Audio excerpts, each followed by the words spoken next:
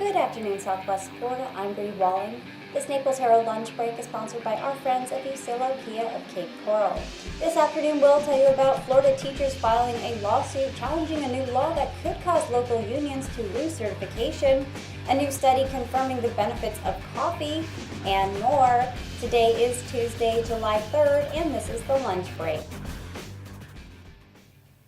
Florida teachers and unions filed a lawsuit on Monday challenging the constitutionality of a new law that requires local unions to represent 50% or more of instructional personnel. The law, known as House Bill 7055, which passed during this year's legislative session and took effect on Sunday, enacted a series of major changes in the public school system. The measure created a new Hope Scholarship program that will allow students who are bullied to transfer to private schools. It expanded financial support for Gardner scholarships, which provide aid to disabled students, and raised evidentiary standards for school boards trying to terminate charter schools.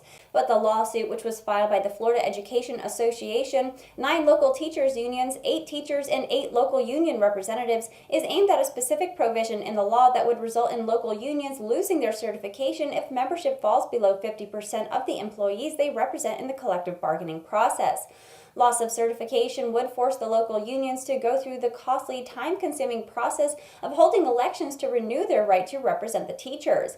If certification is lost, the local unions could not represent the instructional personnel in negotiations with local school boards on issues such as teachers' pay, leave policies, and planning days.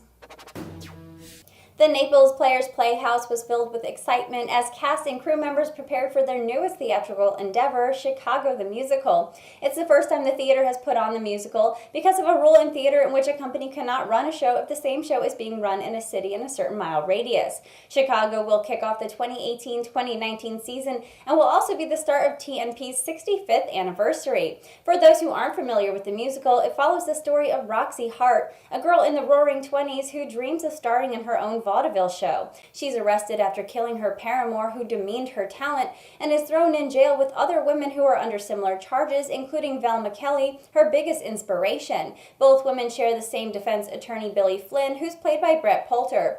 Roxy is the only person who knows she's doing a show, adding fun banter with the orchestra and numerous dance breaks with the all-male dancers, highlighting the intricate choreography. Chicago generated one of the largest audition turnouts in Naples Players history, and casting directors were forced to turn away over 60 people. It's an exciting show you won't want to miss. Chicago the Musical will run from June 28th till July 27th, and for more information on showtimes and tickets, visit the website at thenaplesplayers.org.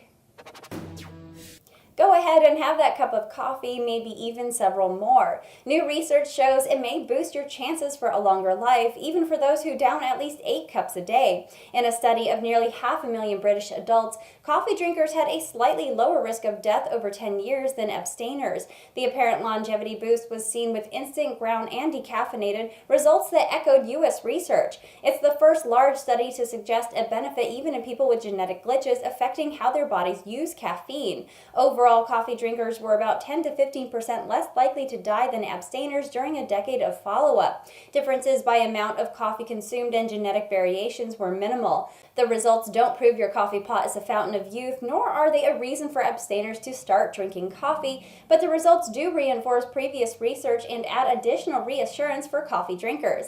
Other studies have suggested that substances in coffee may reduce inflammation and improve how the body uses insulin, which can reduce chances for developing diabetes. Efforts to explain the potential longevity benefit are continuing. The research didn't include whether participants drank coffee black or with cream and sugar, but experts said loading coffee with extra fat and calories isn't healthy, so to maximize the benefits, it's best to drink your coffee black. And that was a lunch break for today. I'm Bri Walling. For your twice daily news fix, head over to the Naples Herald YouTube channel and subscribe. Leave us a comment to let us know your thoughts on the news or what you'd like to hear about. The lunch break airs Monday through Friday at 12 p.m. right here at naplesherald.com. And don't forget to check out our morning report that also airs Monday through Friday at 9 a.m. Thank you for watching. Have a great and safe 4th of July, and we'll see you back here on Thursday.